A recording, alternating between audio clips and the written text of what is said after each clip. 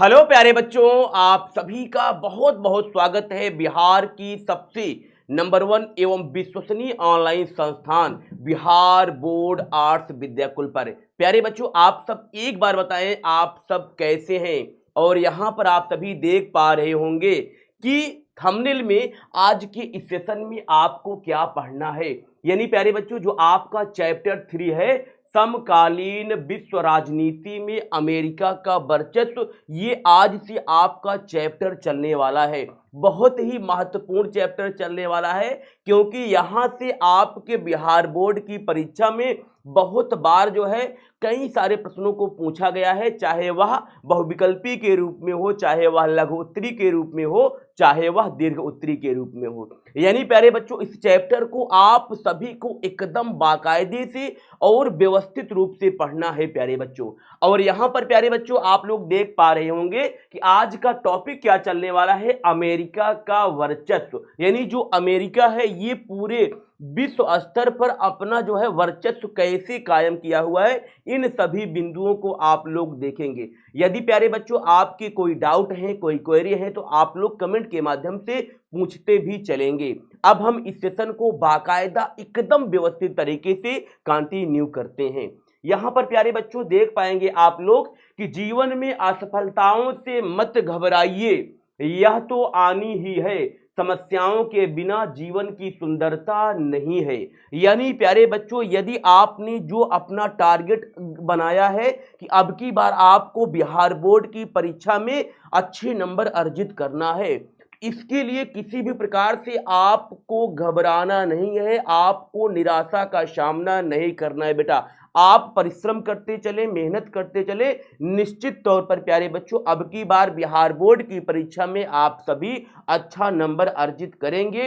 ये मेरा बेटा आपसे वादा है। आपको एकदम व्यवस्थित तरीके से क्वालिटी कंटेंट बेटा प्रोवाइड भी करते चलेंगे, चाहे वह लेक्चर के रूप में बेटा, चाहे वह नोट्स के रूप में हो। और इसी क्रम में प्यारे बच्चों यहां पर अब आप लोग आगे देखेंगे कि आज हम क्या क्या सीखेंगे। यानी आज के इस पूरे सेशन में प्यारे बच्चों आप लोग क्या क्या पढ़ने वाले हैं, क्या क्या सीखने वाले हैं, पहले आप सब इसको तो जान ले, फिर बाकायदे हम लोग आगे व्यवस्थित तरीके से चलते हैं प्यारे बच्चों। यानी कहने का मतलब है प्यारे बच्चों कि आज के इस सेशन में पहला जो बिंदु आप लोग देखेंगे वो क्या होने वाला है, तो वर्चस्व का अर्थ।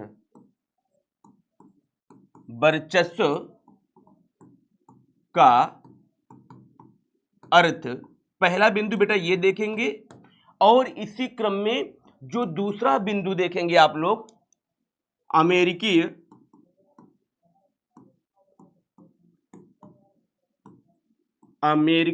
वर्चस्व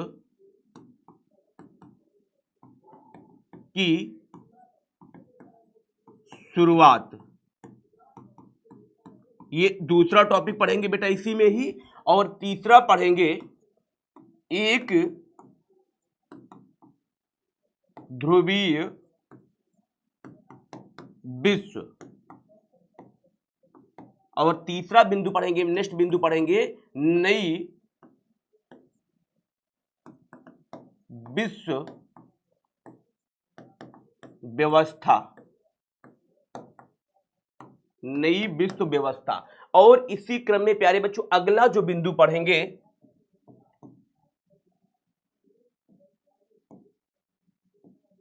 अमेरिका का वर्चस्व।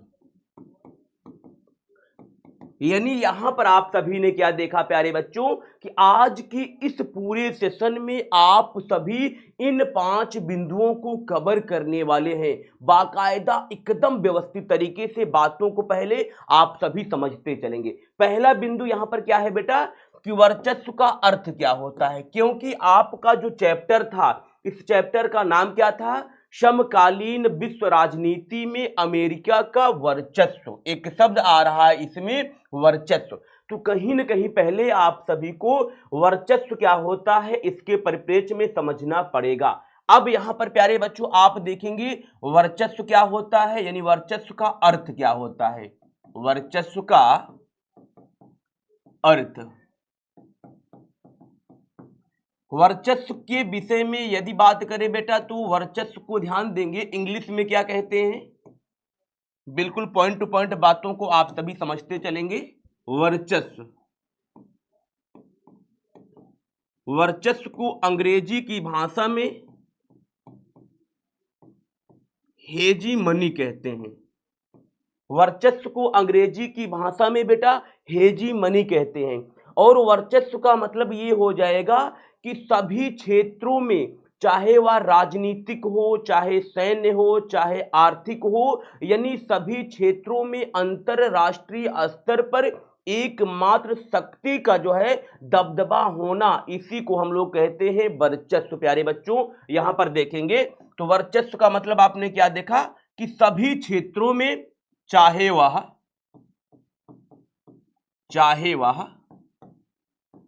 राजनीतिक क्षेत्र हो, चाहे आर्थिक क्षेत्र हो, चाहे वह सैन्य क्षेत्र हो,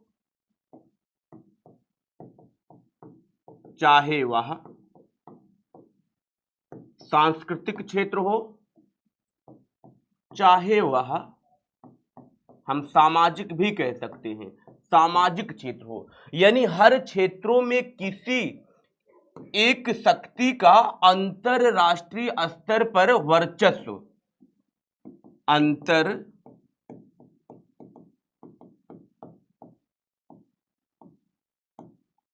अंतरराष्ट्रीय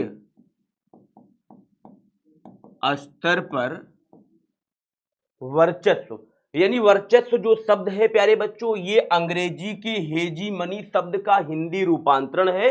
और वर्चस्व का मतलब होता है कि अंतरराष्ट्रीय स्तर पर सभी क्षेत्रों में किसी एक शक्ति का उदय या दबदबा, इसी को कहते हैं प्यारे बच्चों वर्चस्व कहते हैं। अब इसी क्रम में देखेंगे कि जो अमेरिका है, अमेरिका की वर्चस्व की शुरुआत कैसे होती है। पॉइंट टू पॉइंट आप सभी बातों को नोट करते चलेंगे। अमेरिकी वर्चस्व की शुरुआत बिल्कुल व्यवस्थित तरीके से आप सब प्यारे बच्चों लिखते चलेंगे।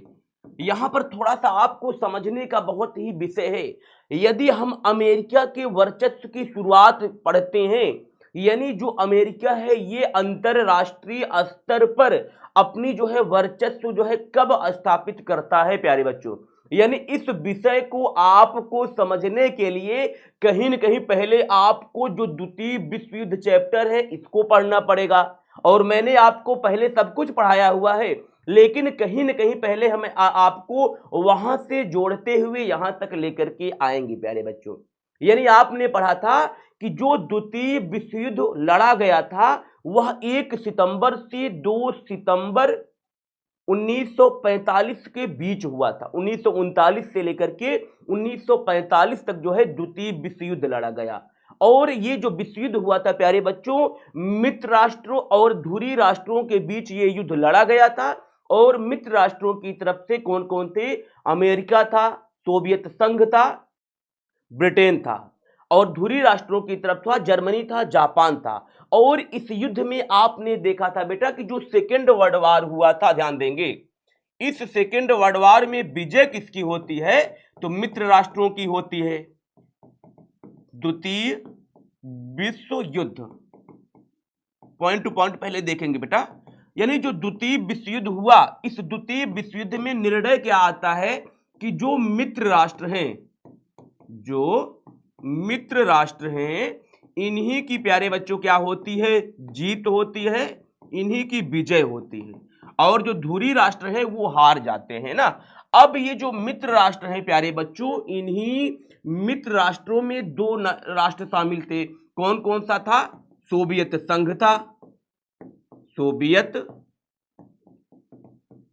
संघ था, जिसे कहते हैं क्या? यूएसएसआर कहते हैं, जिनका पूरा नाम है union of Soviet socialist Republic कहते हैं।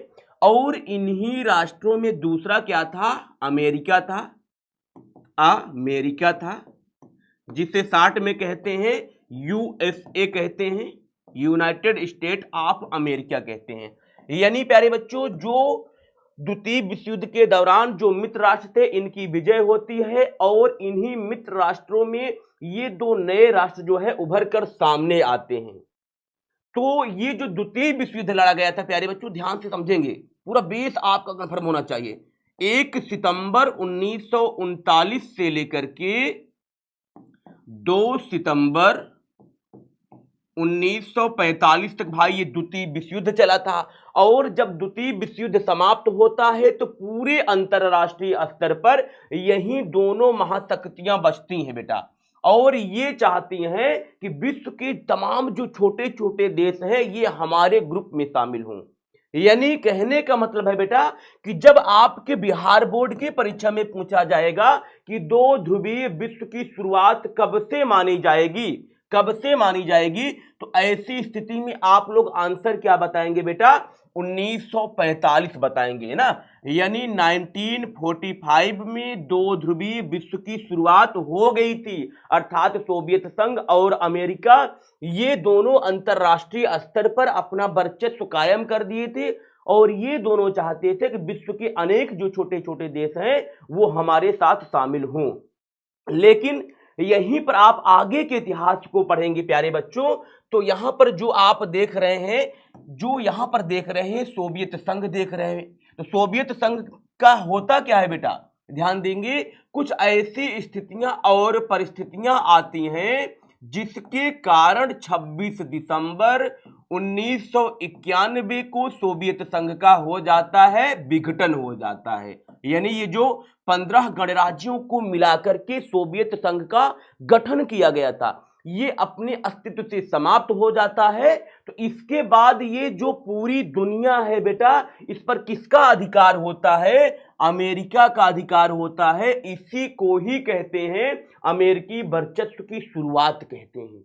लेकिन एक चीज याद रखना है, बिल्कुल आपके कॉन्सेप्ट एकदम क्लियर होने चाहिए। आपके बिहार बोर्ड की परीक्षा में बार बार क्वेश्चन पूछा गया है कि अमेरिका वर्चस्व की शुरुआत कब से मानी जाती है, तब आपको मैं विकल्प दे रहा हूं 1945 भी और 1991 भी दे रहा हूं।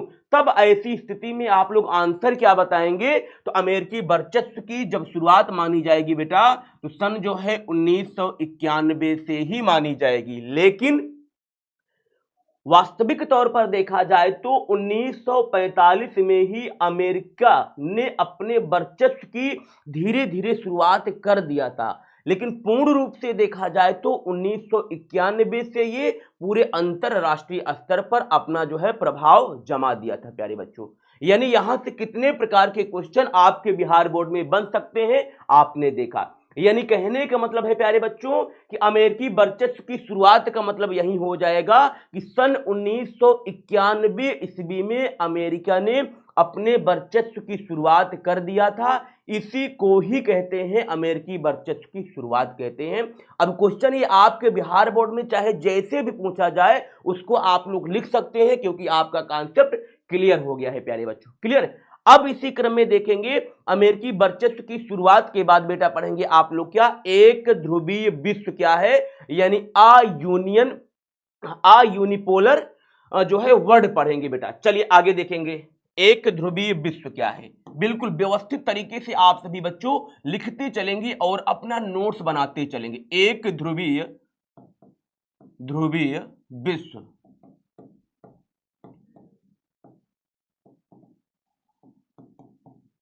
Unipolar world. एक ध्रुवीय विश्व का मतलब क्या हो जाएगा भाई, अभी यहां पर प्यारे बच्चों जो आपने पढ़ा कि अमेरिकी वर्चस्व की शुरुआत आपने देखा 1991 में, तो यही क्या घटना हो जाएगी कि जब बेटा जो सोवियत संघ है, ध्यान देंगे, जो यूएसएसआर है इसका विघटन कब हो जाता है, 26 दिसंबर 1991 को सोवियत संघ का विघटन हो जाता है। तो इसी विघटन के बाद जो पूरी दुनिया है बेटा, जो पूरी दुनिया है, इस पर एकमात्र छत्र अधिकार किसका बचता है, यूएसए का बचता है, अमेरिका का बचता है। इसी को ही एक ध्रुवीय विश्व कहा जाता है। और यदि मैं आपसे पूछूं कि एक ध्रुवीय विश्व की शुरुआत कब से मानी जाएगी, तो आप क्या बताएंगे? 1991 से मानी जाएगी बेटा। यही क्या हो जाएगा? आपका आंसर हो जाएगा। यदि आपके बिहार बोर्ड में ये लघुत्तरी में पूछा जाएगा तो आप सब इसको अच्छे से लिख देंगे, तो आपका जो 2 नंबर है बेटा वो क्लियर हो जाएगा। अब इसी क्रम में आगे आप क्या पढ़ेंगे बेटा आज के सेशन में? तो नई विश्व व्यवस्था क्या है। बहुत ही बेहतरीन और अट्रैक्टिव टॉपिक होने वाला है बेटा कि नई विश्व व्यवस्था क्या होता है। यहां पर देखेंगे पॉइंट टू पॉइंट बेटा, आप सब लिखते भी चलेंगे। नई विश्व व्यवस्था, नई विश्व व्यवस्था, इसकी घटना कैसे होती है, थोड़ा सा आपको पहले इतिहास को भी पढ़ना पड़ेगा। यानी बेटा जो नई विश्व व्यवस्था है ये शुरुआत कब से मानी जाती है? ध्यान देंगे आप लोग, अगस्त 1990 में एक घटना हुई थी कि इसमें घटना ये हुआ था प्यारे बच्चों कि जो इराक है, घटना ये हुआ था कि जो इराक है इन्होंने कुवैत पर अपना कब्जा जमा लिया था। जो इराक है तो इराक ने क्या किया? कुवैत पर जो है अपना कब्जा जमा लिया। जब इन्होंने कुवैत पर अपना कब्जा जमा लिया था तो कुवैत को इराक से मुक्त कराने के लिए सोवियत यूएनओ संयुक्त राष्ट्र संघ ने अमेरिका को आदेश दिया कि इराक को कुवैत से आप जो है मुक्त कराइए। तो ऐसी स्थिति में क्या होता है बेटा कि जो यूएसए है, जो अमेरिका है, तो अमेरिका को आदेश दिया। किसने दिया? UNO, united nation of organization, जिसे कहते हैं संयुक्त राष्ट्र संघ कहते हैं। अमेरिका को भाई आदेश दिया गया कि आप जो है कुवैत को, जो इराक ने इस पर अवैध कब्जा जमाया है बेटा, इसको आप जो है मुक्त कराइए। तो ऐसी स्थिति में जो अमेरिका है इन्होंने क्या कर दिया बेटा? इराक के ऊपर आक्रमण कर दिया। ध्यान देंगे, इराक के ऊपर आक्रमण कर दिया। आक्रमण कैसे किया? इनकी जो सैनिक है, इनकी जो सेना है, इन सेना को अमेरिका ने आदेश दिया कि इराक को जो है ऊपर अटैक किया जाए ताकि ये जो कुवैत है बेटा, इस कुवैत को मुक्त कराया जा सके। और इसी बीच में अमेरिका के क्या थे बेटा? राष्ट्रपति थे जिनका नाम था जॉर्ज डब्ल्यू बुश। ध्यान देंगे, जॉर्ज डब्ल्यू बुश। इन्होंने फायदा उठाते हुए क्या किया कि इसी व्यवस्था को इन्होंने नाम दे दिया क्या? नई विश्व व्यवस्था दे दिया बेटा। यही ये घटना है। यानी मोटा मोटा आपको क्या पढ़ना है, यहां से आपके बिहार बोर्ड में क्वेश्चन क्या बन सकते हैं? ध्यान देंगे, क्वेश्चन ये बन सकता है प्यारे बच्चों कि नई विश्व व्यवस्था की घोषणा या शुरुआत किसने किया था? तो अमेरिकी राष्ट्रपति डब्ल्यू बुश ने किया था बेटा। ठीक है ना? क्यों किया था? क्योंकि किसके आदेश से किया था? तो आप लोग बताएंगे UNO, united nation of organization के सहयोग से। एक प्रश्न और बन सकता है कि इराक ने कुवैत के ऊपर जो है अपना कब्जा क्यों जमाया था? तो आप लोग क्या बताएंगे? क्योंकि बेटा जो कुवैत है, जैसे सऊदी अरब में क्या है, बहुत ही संपन्न जो है खनिज पदार्थ पाए जाते हैं, उसी तरीके से जो कुवैत है, कुवैत में भी प्यारे बच्चों क्या है, यहां पर जो है बहुत खनिज संसाधन, खनिज संसाधन का मतलब पेट्रोल हो जाएगा ना, खनिज संसाधन जो है कुवैत में पाए जाते हैं। और यहां पर ये इराक चाहता था कि हम कुवैत पर जो है अपना नियंत्रण बना लें ताकि हम जो है क्या हो जाए, शक्तिशाली हो जाए, संपन्न हो जाए प्यारे बच्चों। इसीलिए इराक ने कुवैत पर कब्जा करने का प्रयास किया था, लेकिन अमेरिका ने इनके ऊपर अटैक किया, कुवैत को मुक्त कराया। और अमेरिकी राष्ट्रपति ने बहुत ही प्रभावित होकर के, उत्सुक होकर के इसी घटना को शुरुआत दे दिया नई विश्व व्यवस्था की। किसके आदेश से दिया था? इन किसके आदेश से आक्रमण किया था प्यारे बच्चों? यूएनओ के आदेश से ही अमेरिका ने सैनिक कार्यवाही किया था। जल्दी से बेटा आप लोग कमेंट सेक्शन में बताएंगे यहां तक जो है आप सभी को सारी बातें समझ में आ गई हैं कि नहीं आ गई है। इसी तरीके से प्यारे बच्चों आप लोग यदि अभी तक बिहार बोर्ड आर्ट्स चैनल को सब्सक्राइब नहीं किए हैं बेटा तो आप लोग चैनल को सब्सक्राइब कर लेंगे और बेहतरीन तरीके से आप लोग पढ़ते चलेंगे बेटा। यदि मैंने बेटा अपने हाथों से खुद व्यक्तिगत नोट्स तैयार किया है बेटा, यदि आपको नोट्स प्राप्त करना है तो जल्द ही जल्द जो है आप लोग विद्याकुल के ऐप को सब्सक्राइब कर लेंगे बेटा। वहां पर आपको सारे पॉलिटिकल साइंस के नोट्स मिल जाएंगे व्यवस्थित तरीके से। आप लोग ऐप को डाउनलोड करें विद्याकुल के, वहां पर आपको सब कुछ मिलने वाली है बेटा फ्री में, और तैयारी होगी बहुत धारदार आपकी बिहार बोर्ड की बेटा, बिहार बोर्ड की। अब इसी क्रम में देखेंगे बेटा अगला पॉइंट क्या देखेंगे कि जो अमेरिका है यानी अमेरिका का वर्चस्व कैसे कायम है पूरे अंतरराष्ट्रीय स्तर पर, इस बात को देखेंगे यहां पर प्यारे बच्चों। अगला बिंदु अमेरिका का वर्चस्व, अमेरिका का वर्चस्व।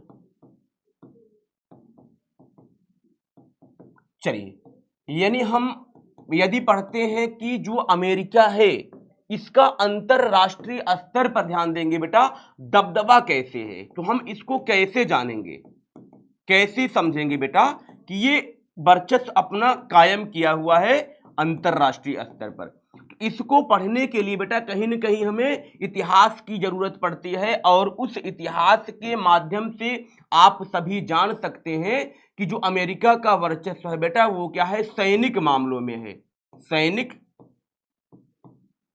मामलों में है। पहला सैनिक मामलों का मतलब क्या हो जाएगा कि जो अमेरिका है ये अपने सैनिक मामलों में उसका जो बजट बनता है अमेरिका का, उस बजट का अधिकांश रुपया सैनिक जो है लोगों पर खर्च करता है। और पूरे विश्व स्तर पर देखा जाए तो अमेरिका की जो सैनिक है ये बहुत ही उत्सुक है, बहुत ही एकदम कह सकते हैं आक्रामक इनका रवैया है बेटा। इसको जानने के लिए कहीं ना कहीं यदि हम पढ़ते हैं द्वितीय विश्व युद्ध को पढ़ते हैं तो द्वितीय विश्व युद्ध के दौरान प्यारे बच्चों आपने देखा था कि जो अमेरिका था तो अमेरिका ने जापान पर परमाणु बम गिरा दिया था। तो जापान के किन दो शहरों पर इन्होंने परमाणु बम गिराया था, बिल्कुल आपको पता होगा, हिरोशिमा, हिरोशिमा और नागासाकी, नागासाकी, इन दोनों शहरों पर परमाणु बम गिराया था, जिसकी वजह से हिरोशिमा और नागासाकी दो शहर क्या हो गए थे, तबाह हो गए थे।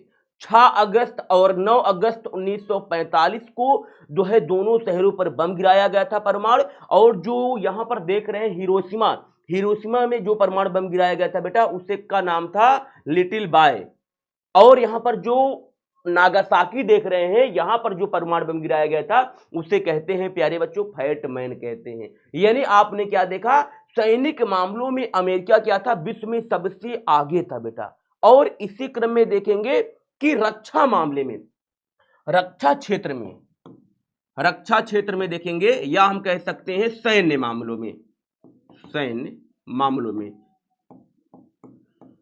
तो सैन्य मामलों में भी देखा जाए तो अमेरिका जो है विश्व में जो है सबसे अधिक शक्तिशाली राष्ट्रों में माना जाता है सैन्य मामलों में, क्योंकि अमेरिका का जो बजट है बेटा इस बजट का अधिकांश हिस्सा जो है अपने सैन्य मामलों में या कहें रक्षा मामलों में प्यारे बच्चों खर्च करता है।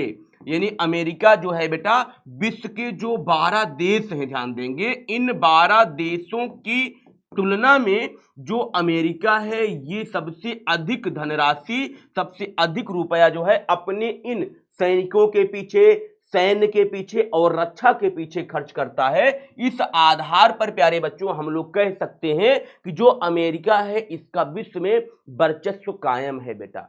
इसी क्रम में देखेंगे कि जो अमेरिका है इसके पास इतनी संपन्नशालिता है कि वो चाहे तो किसी भी देश के ऊपर वार कर सकता है, क्योंकि इसके पास बहुत ही सारे परमाणु बम हैं और मिसाइलें हैं प्यारे बच्चों।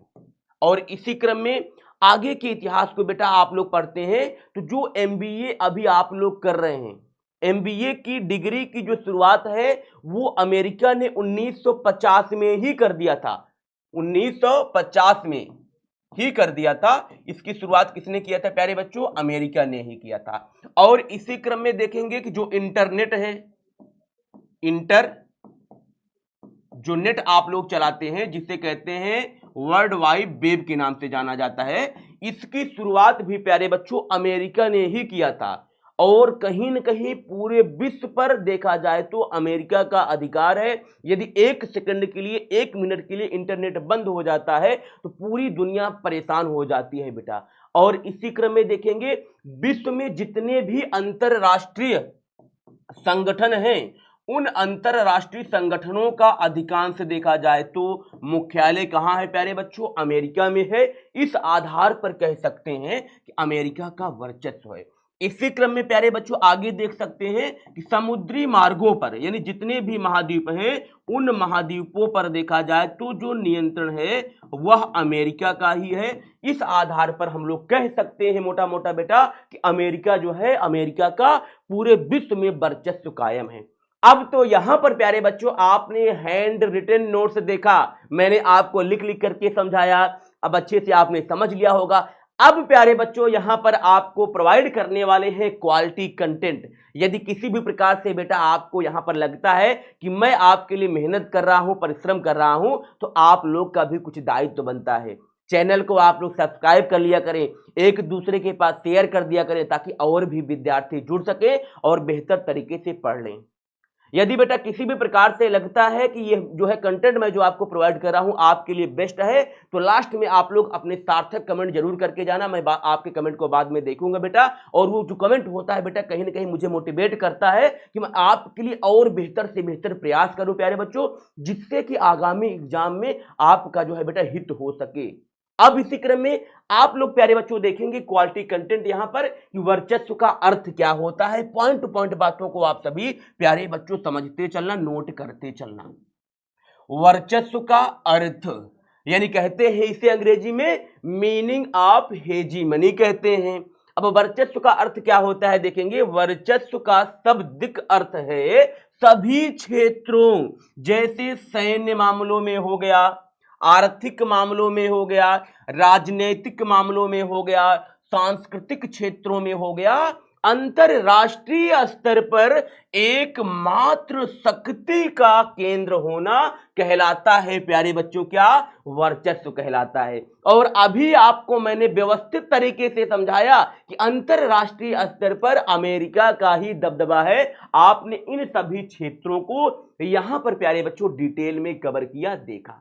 अब इसी क्रम में देखेंगे वर्चस्व के अर्थ के बाद देखेंगे कि जो अमेरिका है भाई, अमेरिकी वर्चस्व की शुरुआत कब से मानी जाती है? Beginning of American hegemony. ध्यान से समझेंगे प्यारे बच्चों। अमेरिकी वर्चस्व की शुरुआत 1999 में हुई, यानी कहने का मतलब है भाई कि जो यूएसएसआर था इसका जब विघटन हो जाता है, कब? 26 दिसंबर 1991 को, तभी से अमेरिकी वर्चस्व की शुरुआत मानी जाती है। जब एक ताकत के रूप में सोवियत संघ बेटा, सोवियत संघ का मतलब यूएसएसआर का अंतरराष्ट्रीय परिदृश्य से गायब का मतलब इनका विघटन हो जाता है, तो इस स्थिति में अमेरिकी वर्चस्व सर्वव्यापी मान्य हो गया। सर्वव्यापी का मतलब पूरे अंतरराष्ट्रीय स्तर पर इन्हीं की जो है चर्चा होने लगी, जय जयकार होने लगी, सर्वव्यापी हो गए प्यारे बच्चों। इस स्थिति में अमेरिकी वर्चस्व सर्वव्यापी मान्य हो गया। अन्यथा अमेरिकी वर्चस्व 1945 से ही अंतरराष्ट्रीय पटल पर विद्यमान था। यानी मैंने बताया था ना कि जब बेटा द्वितीय विश्व युद्ध हो गया था, तो द्वितीय विश्व युद्ध के बाद ही देखा जाए तो अमेरिका जो है अंतरराष्ट्रीय स्तर पर विद्यमान हो गया था। लेकिन जब सोवियत संघ का विघटन हो जाता है तो पूरा भाई इनका दबदबा बन जाता है, दादागिरी हो जाती है। इसी को कहेंगे क्या? अमेरिकी वर्चस्व की शुरुआत कह देंगे प्यारे बच्चों। बिल्कुल व्यवस्थित तरीके से आप सब समझते चलेंगे, पॉइंट टू पॉइंट बातों को नोट करते चलेंगे। ये पॉइंट क्लियर हो गया होगा। अब आगे देखेंगे भाई एक ध्रुवीय विश्व क्या होता है, जिसे इंग्लिश में कहते हैं आ यूनिपोलर वर्ल्ड कहते हैं। एक ध्रुवीय विश्व का मतलब क्या हो जाएगा? विश्व राजनीति में अमेरिकी प्रभुत्व में हुई वृद्धि को हम एक ध्रुवीय विश्व का दौर कह सकते हैं। यानी भाई जो अमेरिका था, अमेरिका में जो उसकी वर्चस्व में वृद्धि होने लगती है, इसी को ही कहते हैं आ यूनिपोलर वर्ल्ड के नाम से जाना जाता है। प्यारे बच्चों, आपके बिहार बोर्ड की परीक्षा में लघु उत्तरी में ये प्रश्न बहुत बार पूछा गया है, अच्छे से नोट करते चलेंगे। और ये भी क्वेश्चन मैंने जो बताया प्यारे बच्चों, ये भी लघु उत्तरी के रूप में कई बार पूछा गया है, इसको भी आप सभी नोट करते चलेंगे, व्यवस्थित तरीके से एकदम पढ़ते चलेंगे बेटा। अब देखिए भाई क्या है, नई विश्व व्यवस्था का प्रारंभ कब से माना जाता है, यानी beginning of the new world order. Order दिया गया था भाई, ऑर्डर किसने दिया था, मैंने बताया था, बताओ जल्दी से कमेंट में ऑर्डर किसने दिया था। अब देखिए 1991 में सोवियत संघ के विघटन के साथ ही शीत युद्ध का अंत हो गया बेटा। यानी शीत युद्ध की बात किया जाए तो जो शीत युद्ध है बेटा, इसकी शुरुआत कब से हुई थी, 1945 से 1991 के बीच के काल को शीत युद्ध के नाम से जाना जाता है। यानी कहने का मतलब है कि भाई जब द्वितीय विश्व युद्ध चल रहा था, जब द्वितीय विश्व युद्ध समाप्त हो गया तो उसी दौरान प्रारंभ हो जाता है क्या, शीत युद्ध प्रारंभ हो जाता है। जल्दी से आप लोग कमेंट सेक्शन में बताएंगे कि शीत युद्ध किन दोनों देशों के बीच लड़ा जा रहा था, जल्दी से आप लोग कमेंट करें बेटा। अब देखिए आगे क्या होता है, तथा अमेरिकी वर्चस्व की स्थापना के साथ ही विश्व राजनीति का स्वरूप एक ध्रुवीय हो गया। इसको तो आपने अभी पहले भी पढ़ लिया था। अब देखेंगे नई विश्व व्यवस्था का प्रारंभ कैसे होता है भाई। अगस्त 1990 में इराक ने अपने पड़ोसी देश कुवैत पर कब्जा कर लिया। संयुक्त राष्ट्र संघ ने, यूएनओ ने इस विवाद के समाधान के लिए अमेरिका को इराक, ध्यान देंगे, अमेरिका को इराक के चंगुल से या विरुद्ध जो है सैन्य बल प्रयोग की अनुमति दे दी। संयुक्त राष्ट्र संघ का यह नाटकीय फैसला था बेटा। कैसा फैसला था, नाटकीय फैसला था। नाटकीय फैसला ये था भाई कि आप जो है सरासर किसी देश को बढ़ावा दे रहे हैं कि अमेरिका जो है उनके ऊपर अटैक करो बेटा, तुम उनके ऊपर अटैक करो। ये नाटकीय ही तो फैसला है। अमेरिका को आपने क्यों दिया, क्योंकि आपके पास भी तो पावर था, आप खुद चाहते तो कुवैत को मुक्त करा सकते थे, इसलिए इसको नाटकीय फैसला माना जाएगा। अमेरिका के राष्ट्रपति जॉर्ज डब्ल्यू बुश ने इसे ही क्या दे दिया, नई विश्व व्यवस्था। नई विश्व व्यवस्था का मतलब न्यू वर्ल्ड ऑर्डर जो है, इसी की शुरुआत मानी जाती है। मैंने पहले भी प्यारे बच्चों बताया था आपको, यहां पर देखेंगे, ये देखिए क्या बताया था, यहां पर देखेंगे थोड़ा सा, ये देखिए भाई, इराक जो है, इराक ने कुवैत के ऊपर अटैक कर दिया और कुवैत को इसके चंगुल से बचाने के लिए यूएनओ ने अमेरिका को आदेश दिया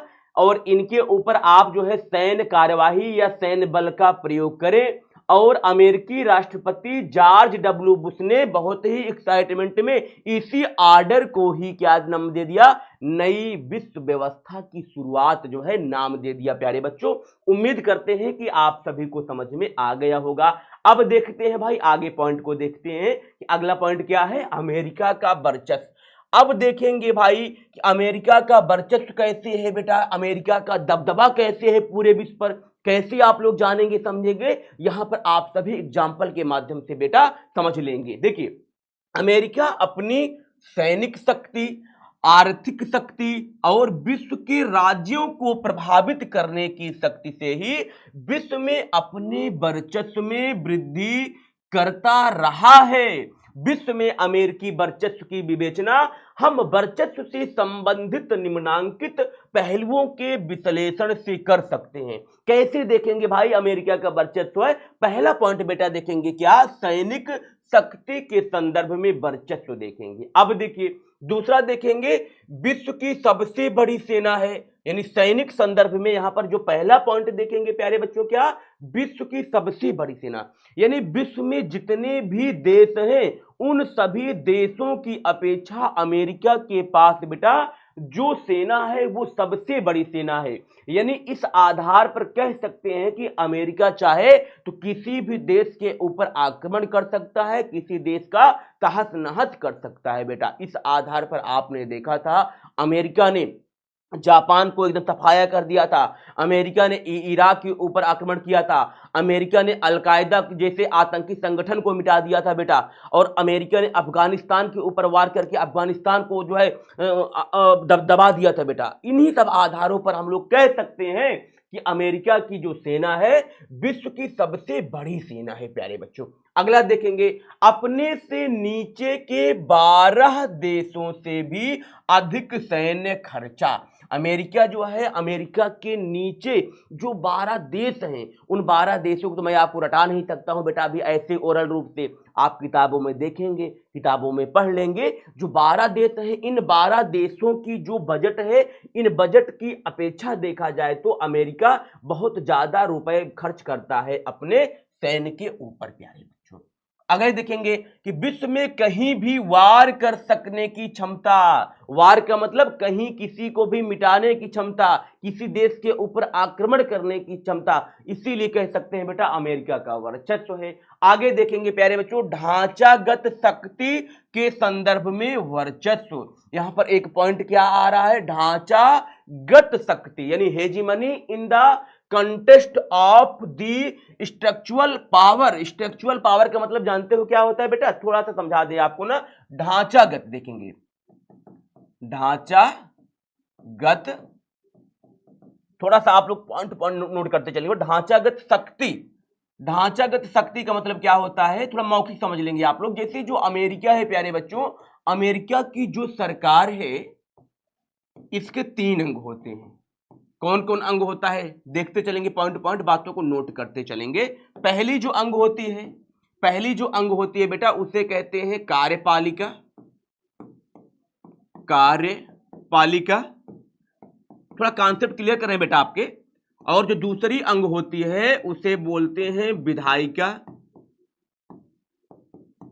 और जो तीसरी अंग है उसे बोलते हैं न्यायपालिका, न्यायपालिका। तो यहां पर प्रोसीजर क्या है बेटा, यदि मान लीजिए अमेरिका की जो कार्यपालिका है इसका प्रमुख कौन होता है, अमेरिका के जो राष्ट्रपति हैं ये होते हैं, क्लियर। और जो विधायिका है, विधायिका की जो संसद है बेटा उसको किस नाम से जानते हैं, कांग्रेस नाम से जानते हैं। और कांग्रेस के 2 सदन होते हैं, पहला जो सदन होता है उसे कहते हैं प्रतिनिधि सभा, प्रतिनिधि सभा कहते हैं प्यारे बच्चों। और जो दूसरा सदन होता है उसे सीनेट कहते हैं। और न्यायपालिका, आप लोग न्यायपालिका को जान ही रहे। तो यहां पर ढांचागत शक्ति का अभिप्राय ये हो जाएगा कि मान लीजिए अमेरिका के राष्ट्रपति को कोई भी सैन्य संबंधित निर्णय लेना है तो कहीं न कहीं अमेरिका के राष्ट्रपति को किससे परमिशन लेना होगा, किससे अनुमति लेनी होगी, विधायिका से अनुमति लेनी होगी। और विधायिका का जो प्रमुख है बेटा फिर ये किससे अनुमति लेगा, सीनेट से अनुमति लेगा, सीनेट से। यानी यहां पर आपने देखा कि अमेरिका की जो पूरी प्रक्रिया है शक्ति की बेटा ये कई चरणों में विभाजित की गई है। इसी आधार पर हम कह सकते हैं कि ढांचागत शक्ति के संदर्भ में भी कहीं न कहीं अमेरिका का वर्चस्व है, अमेरिका का दबदबा है। जब कल के सेशन में यानी जब नेक्स्ट सेशन में आपको पढ़ाएंगे बेटा अमेरिका के वर्चस्व में अवरोध क्या क्या आते हैं तो वहां पर बाकायदा जो है इस पॉइंट को और एक्सप्लेनेशन करेंगे। अभी मोटा मोटा आप यही समझते चलिए। अगला क्या है, इस संदर्भ में वर्चस्व का अर्थ एक विशेष प्रकार की संरचनात्मक अर्थव्यवस्था के ढांचे से है। संरचनात्मक अर्थव्यवस्था का मतलब है कि अमेरिका की जो अर्थव्यवस्था है पूरे विश्व की अर्थव्यवस्था की तुलना में बहुत आगे है बेटा। इस आधार पर इसको हम कह सकते हैं। MBA की degree, master of business administration की जो डिग्री है बेटा ये आप देख सकते हैं। समुद्री मार्गों पर नियंत्रण, जितने भी महाद्वीप हैं इन सभी महाद्वीपों में अमेरिका की जो सैनिक है, जो सेना है, इनका जो है बेटा पूरा दबदबा बना हुआ है। इसी क्रम में देखेंगे सभी बड़े संगठनों का मुख्यालय कहां है, अमेरिका में है। इस आधार पर भी इनका वर्चस्व है। सांस्कृतिक शक्ति के संदर्भ में देखेंगे बेटा। Hegemony in the contest of cultural power, सांस्कृतिक शक्ति के संदर्भ में भी अमेरिका का वर्चस्व है बेटा। अमेरिकी रहन सहन का बाकी देशों पर प्रभाव है। हम लोग क्या है, भारतीय हैं, भारतीय ना, लेकिन हम लोग क्या है, अपनी जो पुरानी वेशभूषा, जो संस्कृति है, जो कल्चर है, हम उसको भूलते जा रहे हैं। हम लोग वेस्टर्न का फॉलो कर रहे हैं। पैंट पहनते हैं तो यहाँ गांठ के नीचे कटा रहता है, फटा रहता है बीच में।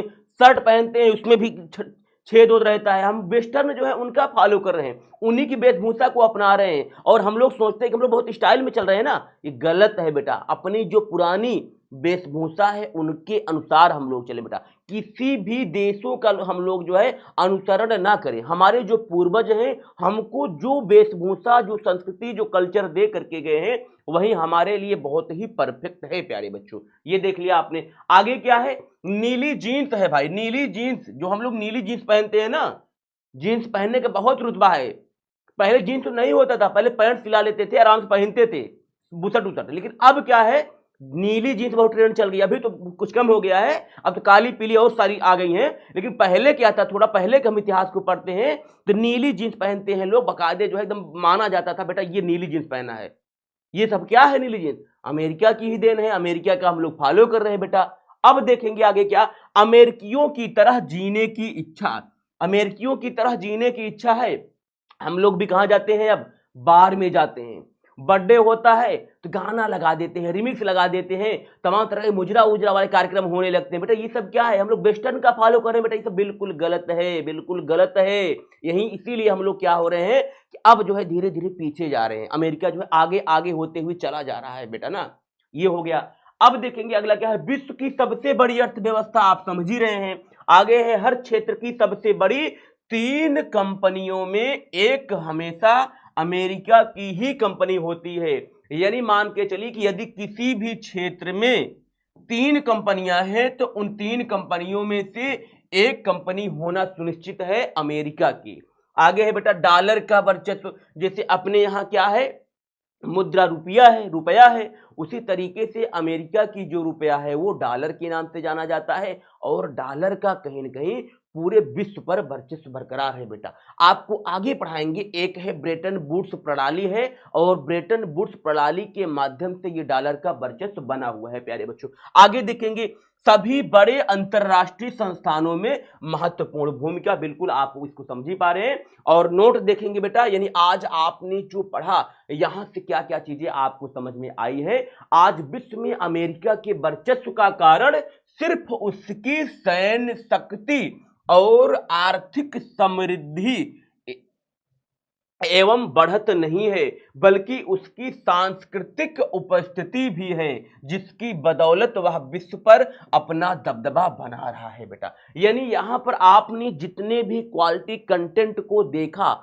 इन सब कंटेंटों को पढ़ने के परिणाम स्वरूप हम लोग निष्कर्ष पर यह कह सकते हैं कि अमेरिका का जो वर्चस्व है ये उसकी सैन्य गतिविधियों के कारण या आर्थिक स्थितियों के कारण ही नहीं है, बल्कि इसमें कहीं न कहीं भूमिका बेटा उसकी संस्कृति का भी है। इस आधार पर कह सकते हैं कि पूरे विश्व में अमेरिका का वर्चस्व अभी भी कायम है बेटा। बताएं प्यारे बच्चों, आज का ये सेशन कैसे रहा? आप लोग अपने सार्थक कमेंट को करेंगे बेटा। यदि किसी प्रकार से आपको लगता है कि मैं आपके लिए अथक मेहनत और अथक प्रयास कर रहा हूं प्यारे बच्चों, इस चैनल को यदि आपने सब्सक्राइब नहीं किया है तो चैनल को आप लोग सब्सक्राइब भी कर लेंगे और इस लिंक को एक दूसरे के पास शेयर भी कर देंगे बेटा। यदि आपने ऐप को डाउनलोड नहीं किया है विद्याकुल को, तो जल्द से आप लोग जल्दी जाएंगे प्ले स्टोर में, सर्च करेंगे विद्याकुल, आप लोग उसको डाउनलोड कर लीजिए। और ऐप डाउनलोड करेंगे तो उसमें आपको बहुत कुछ मिलने वाला है प्यारे बच्चों, बहुत कुछ मिलने वाला है। आप जल्दी डाउनलोड करें, तभी आपको पता चलेगा कि आप सभी को क्या क्या मिलने वाला है प्यारे बच्चों। अब हम इसी के साथ अपनी बात को यहीं पर समाप्त करते हैं और इस सेशन को समाप्त करते हैं। थैंक यू सो मच बेटा। जुड़े रहे आप सभी Bihar board arts Vidyakul online platform संस्थान के साथ प्यारे बच्चों। जय हिंद।